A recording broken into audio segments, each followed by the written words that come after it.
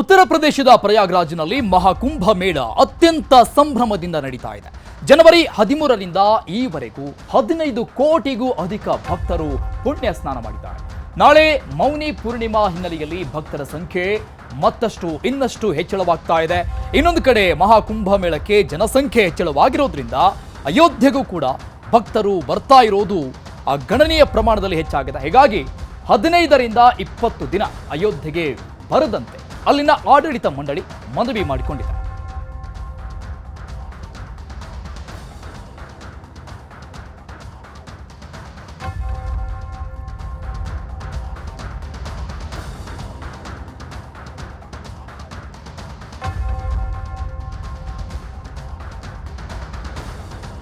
ಪ್ರಯಾಗ್ರಾಜ್ ಉತ್ತರ ಪ್ರದೇಶದಲ್ಲಿ ನಡೀತಾ ಇರುವಂತಹ ಮಹಾಕುಂಭ ಮೇಳದ ದೃಶ್ಯವನ್ನ ನೋಡಿದ್ವಿ. ಈ ದೃಶ್ಯಗಳು ಅಯೋಧ್ಯೆ ರಾಮಲಲ್ಲಾನನ್ನ ಕಾಣುವುದಕ್ಕಾಗಿ ಪ್ರಯಾಗ್ರಾಜ್ಗೆ ಹೋದಂತಹ ಜನ, ಕುಂಭಮೇಳಕ್ಕೆ ಹೋದಂತಹ ಜನ ಅಲ್ಲೇ ಸಮೀಪ ಇರುವಂತಹ ಅಯೋಧ್ಯೆಗೂ ಕೂಡ ಭೇಟಿ ಕೊಡ್ತಾ ಇದ್ದಾರೆ. ಉತ್ತರ ಪ್ರದೇಶದಲ್ಲಿ ಅತ್ಯಂತ ಮಹತ್ವದ ಪ್ರೇಕ್ಷಣೀಯ ಸ್ಥಳಗಳು, ಹಾಗಾಗಿ ಅಲ್ಲಿ ಹೋದಂತವರು ಅಲ್ಲಿ ಕೂಡ ವಿಸಿಟ್ ಮಾಡ್ತಾ ಇದ್ದಾರೆ.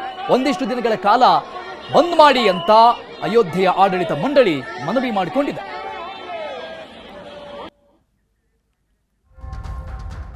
ಇಸಿ ವಿಚಾರಕ್ಕೆ ಸಂಬಂಧಪಟ್ಟಂಗೆ ನಮ್ಮ ನ್ಯೂಸ್ ಎಡಿಟರ್ ರಾಘವೇಂದ್ರ ಗುಡಿ ದೂರವಾಣಿ ಸಂಪರ್ಕದಲ್ಲಿದ್ದಾರೆ. ರಾಘವೇಂದ್ರ ಗುಡಿ, ನಮ್ಮ ದೃಶ್ಯದಲ್ಲಿ ನೋಡ್ತಾ ಇದ್ದೀವಿ ನಾವು, ಒಂದು ಕಡೆ ಪ್ರಯಾಗ್ರಾಜ್ ಕುಂಭಮೇಳದಲ್ಲಿ ಕೋಟ್ಯಾಂತರ ಜನ, ಮತ್ತೊಂದು ಕಡೆ ಈ ಜನ ಅಂದ್ರೆ ಅವರ ಕ್ಯಾಲ್ಕುಲೇಷನ್ ಕರೆಕ್ಟ್ ಆಗಿರುತ್ತೆ. ಪ್ರಯಾಗ್ರಾಜ್ ವರ್ಗೂ ಹೋಗಿರ್ತೀವಿ, ಅಲ್ಲೇ ಪಕ್ಕದಲ್ಲಿರುವಂತ ಅಯೋಧ್ಯೆಗೂ ಕೂಡ ವಿಸಿಟ್ ಮಾಡಿ ಬರಬಹುದಲ್ಲ ಅಂತ. ಸೊ ಆದ್ರೆ ಅಲ್ಲಿ ಜನದಟ್ಟಣೆ ಜಾಸ್ತಿ ಆದಂಗೆ ಕಾಣಿಸ್ತಾ ಇದೆ. ಇದನ್ನೆಲ್ಲ ಮೇಂಟೈನ್ ಮಾಡೋದಕ್ಕೆ ಆಗ್ತಾ ಇಲ್ವಾ ಅಂತ ಅಲ್ಲಿ?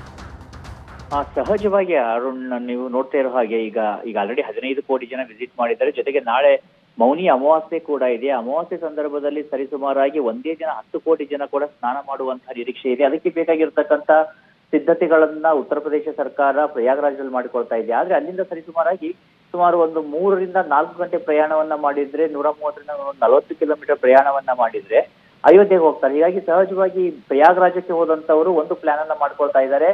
ಕಾಶಿ ಅಯೋಧ್ಯ ಪ್ರಯಾಗ್ರಾಜ್ ಅಥವಾ ಪ್ರಯಾಗ್ರಾಜ್ ಕಾಶಿ ಅಯೋಧ್ಯ, ಈ ರೀತಿಯಾಗಿ 3 ಕಡೆ ಹೋಗಿ ಬರ್ಬೇಕು ಅನ್ನುವಂಥದ್ದು. ಜೊತೆಗೆ ಈಗ ಆಲ್ರೆಡಿ 1 ವರ್ಷ ಆಗ್ತಾ ಇದೆ ರಾಮಲಲ್ಲಾ ಪ್ರತಿಷ್ಠಾಪನೆ ಆಗಿ ಕೂಡ. ಹೀಗಾಗಿ ಎಲ್ಲರಿಗೂ ಕೂಡ ಅಲ್ಲಿ ಒಂದು ಬಾರಿ ಅಯೋಧ್ಯೆಗೆ ವಿಸಿಟ್ ಮಾಡಬೇಕು ಅನ್ನುವಂಥ ಮನಸ್ಥಿತಿ ಏನೋ ಇದೆ, ಅಭಿಲಾಷೆ ಇದೆ, ಆಸೆ ಇದೆ. ಆದ್ರೆ ಅದು ವಾಸ್ತವವಾಗಿ ನೋಡೋದಾದ್ರೆ ಅದು ಅನ್ಬಿಯರೇಬಲ್ ಆಗ್ತಾ ಇದೆಯಾ ಅಲ್ಲಿರ್ತಕ್ಕಂಥ ಒಂದು ಆಡಳಿತ ಮಂಡಳಿಗೆ ಅನ್ನುವಂಥ ಸೂಚನೆಗಳು ಕೂಡ ಬರ್ತಾ ಇದ್ದಾವೆ. ಯಾಕಂದ್ರೆ ಕೋಟಿಗಟ್ಟಲೆ ಜನ ಅಲ್ಲಿ ಹೋದಾಗ ಇವತ್ತು ಒಂದೇ ದಿನ ಬೆಳಗಿನಿಂದ ನೋಡ್ತಾ ಇದ್ರೆ 12 ಲಕ್ಷಕ್ಕೂ ಅಧಿಕ ಜನ ಈಗ ಆಲ್ರೆಡಿ ಅಯೋಧ್ಯೆಯಲ್ಲಿ ಇದ್ದಾರೆ. ಅಷ್ಟು ಜನರನ್ನ ಒಂದು ನಿರ್ವಹಣೆ ಮಾಡುವಂತದ್ದು, ಜೊತೆಗೆ ಗದ್ದಲಾಗೋದಕ್ಕೆ ಶುರುವಾಗುತ್ತೆ. ಈಗ ಲಾ ಅಂಡ್ ಆರ್ಡರ್ ನೋಡ್ಕೋಬೇಕಾಗತ್ತೆ, ಸೆಕ್ಯೂರಿಟಿ ನೋಡ್ಕೊಳ್ಬೇಕಾಗತ್ತೆ. ಬಹುತೇಕವಾಗಿ ತನ್ನ ಸಂಪನ್ಮೂಲವನ್ನ ಸೆಕ್ಯೂರಿಟಿ ವಿಚಾರಕ್ಕೆ ಸಂಬಂಧಪಟ್ಟ ಹಾಗೆ ಉತ್ತರ ಪ್ರದೇಶ ಸರ್ಕಾರ ಪ್ರಯಾಗ್ರಾಜ್ಯದಲ್ಲಿ ನಿಯೋಜನೆಯನ್ನ ಮಾಡಿರುವಂತದ್ದು. ಡಿಸಿಪಿಗಳಿರ್ಬೋದು ಅಥವಾ ಪೊಲೀಸ್ ಇರ್ಬೋದು, ATS ಆಂಟಿ ಟೆರರಿಸ್ಟ್ ಸ್ಕ್ವಾಡ್ ಇರಬಹುದು, ಹೀಗೆ ಪ್ರತಿಯೊಂದು ಸಂಪನ್ಮೂಲವನ್ನ ಕೂಡ ಪ್ರಯಾಗ್ರಾಜ್ನಲ್ಲಿ ಇನ್ವೆಸ್ಟ್ ಮಾಡುವಂತ ಸಂದರ್ಭದಲ್ಲಿ ಸಹಜವಾಗಿ ಸಾಕಷ್ಟು ತೊಂದರೆ ಆಗುವಂತ ಸಾಧ್ಯತೆಗಳಿದಾವೆ. ಆದ್ರೆ ಜನರು ಕೂಡ ಏನಂದ್ರೆ ಈ ಮೌನಿ ಅಮಾವಾಸ್ಯೆ ಜನ ಸ್ನಾನ ಮಾಡ್ಬೇಕಂತಾರೆ, ಅಯೋಧ್ಯೆಗೂ ಹೋಗ್ಬೇಕಂತಾರೆ. ನಾವ್ ಎಷ್ಟು ಸರಿ ನೋಡ್ತೀವಿ ಈ 4 ದಿನ ಏನು ಶಾಹಿ ಸ್ನಾನ ಅಥವಾ